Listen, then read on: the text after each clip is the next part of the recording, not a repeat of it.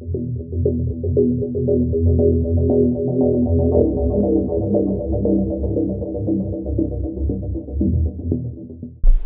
everybody, it's the 15th of June, Saturday, so it's Acorn Spring League again, round 4. We're still winning the league, but as you've seen on the last match on round 3, we had that peg 12 and well, it was rubbish, wasn't it really? I mean, what can you do? It don't matter who's in your section or where they are. If you've got a peg like that, all you can do is fish the peg. Get as many fish and as much weight as you can out of there, and out the peg and get as many points as you can. Apologise, I'm a little bit tired this morning. I had a late one last night, and so this week being the 4th round, it's like an open draw again. So I could be any peg on the pond, so it mixes up all the anglers, which is a good idea really. I'm not too worried about avoiding all the drawbags, and there's plenty down there. I just think I want a good draw. I want a draw where I can catch some fish, and you know, and then you're left to your own merits, as it were. That's all we want really. But look at the weather this morning as well. It's been raining most of the night. What's it? 11 degrees. This day last year, it was 30 degrees. Or the 14th of June was. No, yesterday, 30 degrees. Because I remember what I was doing on the 14th of June, and it was 30 degrees. I can't believe it this year. It's been absolute rubbish so far, hasn't it? But let's hope it warms up. Let's get down there and get a good draw. Get a bit of breakfast in the bridge on the way. There's my neighbours just leaving. And fingers crossed. See you down there.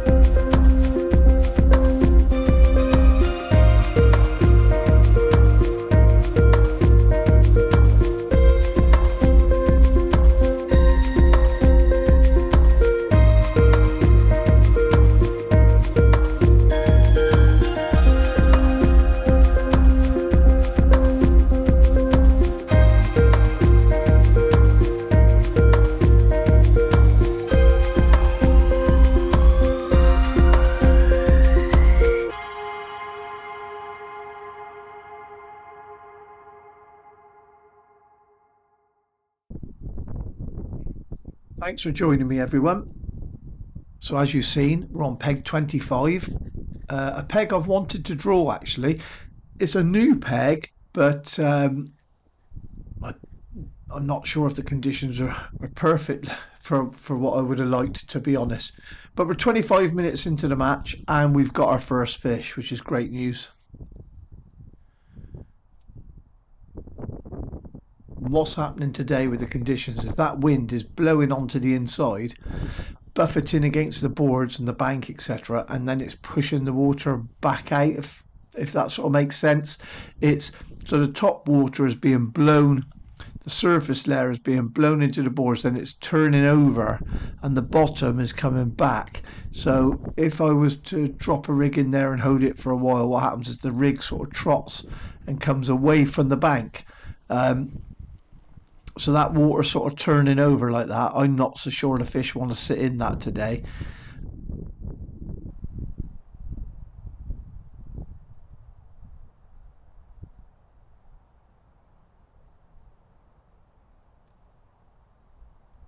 So not over happy with that, Chuck. If you're not happy with cast, just recast it. It's as simple as that, really. And only you will really know whether you're happy with the cast or not. Feeder fishing, same as any fishing, is all about confidence, and you have to be confident in what you're doing. So if you don't think that feeder's fell where you wanted it or hadn't sat how you like it, just recast it. Simple as that.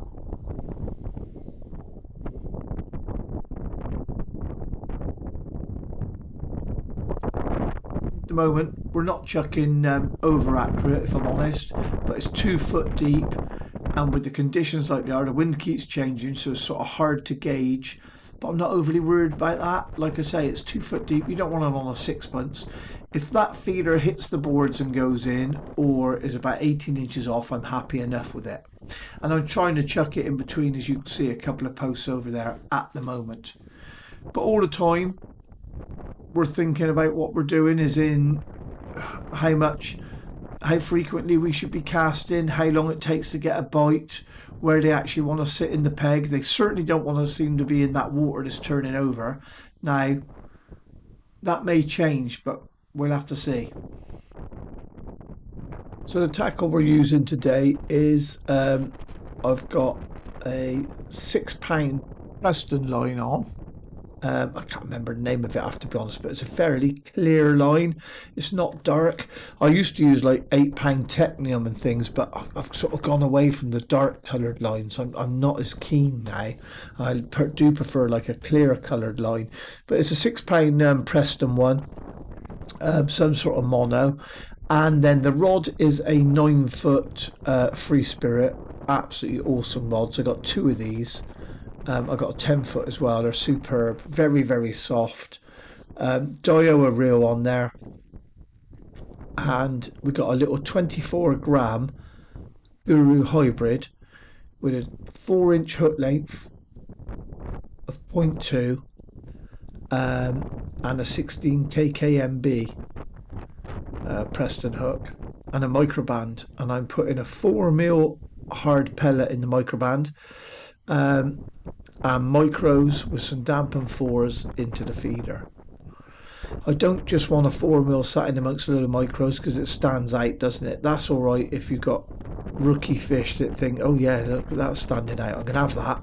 But if they're a little bit cleverer than that, then, you want a few fours in there as well, and they won't distinguish which one's got the hook attached to it. Or that's the plan anyway. Okay, so we've sort of kept our eyes open throughout the match, and what we've noticed so far is Rich over there on 29 is catching straight in front of him on a short pole, and also to his left and his right edges. Not fast, but just steady away really, just odd fish, but decent quality fish. And his water, obviously with the wind off his back, is a lot flatter than where we are, and that's got me thinking that these fish don't want to be in that water when it's turning over. These fish at the moment want to be in that flatter water for whatever reason. And the wind where we are is absolutely horrendous. We got to have the most windiest peg on the bank. In fact, I'll show you what it sounds like. This is just normal, not turned up. This is the sound.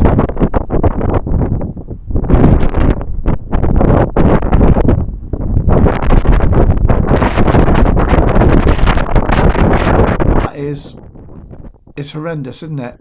And that water is bouncing, as I said, off our edges, turning back over and moving away, and they don't want to be in it. I keep trying, you know, to catch on the pole. When I first seen it with the wind raging in, I thought, oh, it's absolutely perfect. But I don't know whether it's the rain last night gone in and put them off, or I don't know, it's not quite warm enough yet. I just honestly don't know. I do know the water's warm. You know, I felt the water when we've wetted up a few pellets and things. It feels fine. So I just don't know, to be honest. I just know they don't want to be in it. Now Martin opposite us, you can just about see him to the right hand side of our screen. He's not catching very much, he's struggling. And Chris to our right has had 2 little silvers and 1 carp, so he's struggling. Rich opposite on 29, as I say, is doing well on that short pole there. And the rest of the section I just can't see.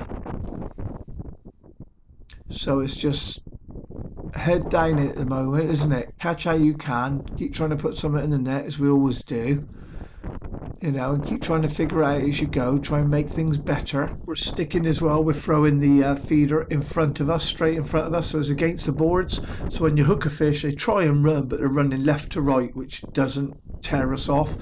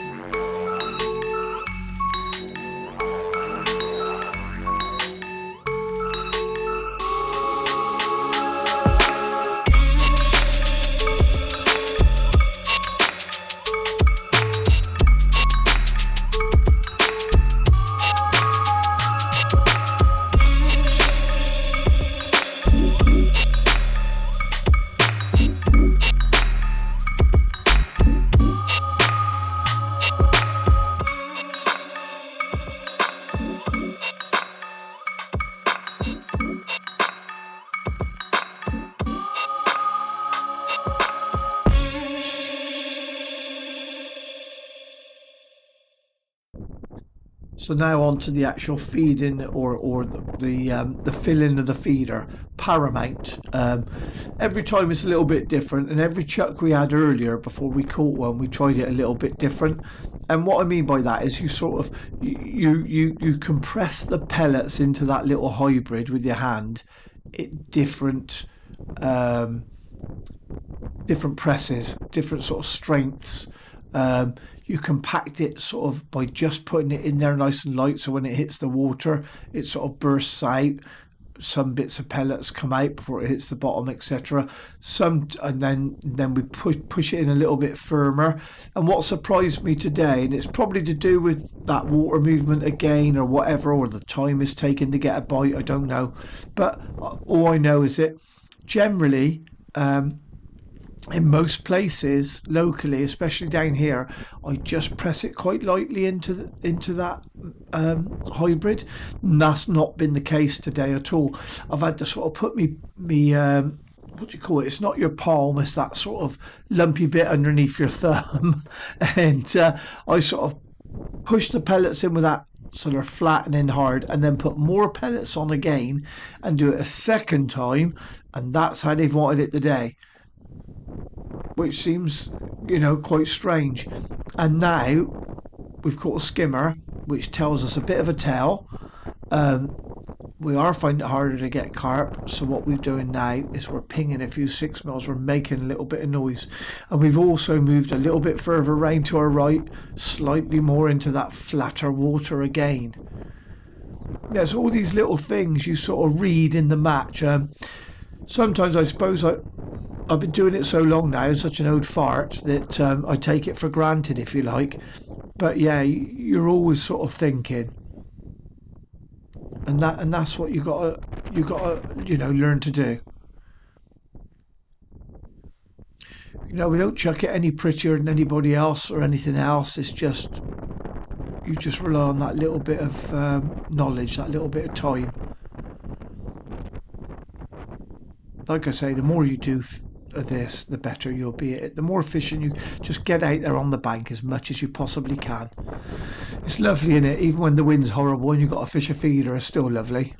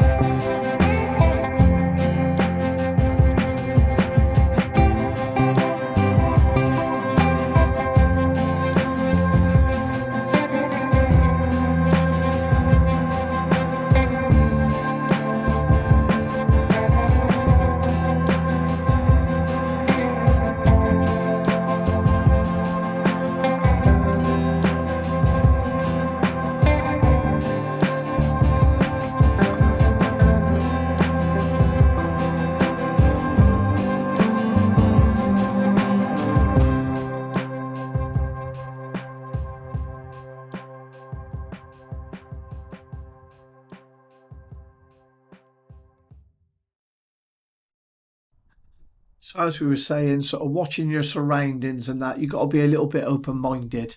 Watching those surroundings, what other people are doing is all relevant. It can tell you little stories, little pieces of the puzzle on how the sort of day is going to unfold for you. Have we done enough? You know, we want a top three in section. Really, top three gets paid because it's quite big sections.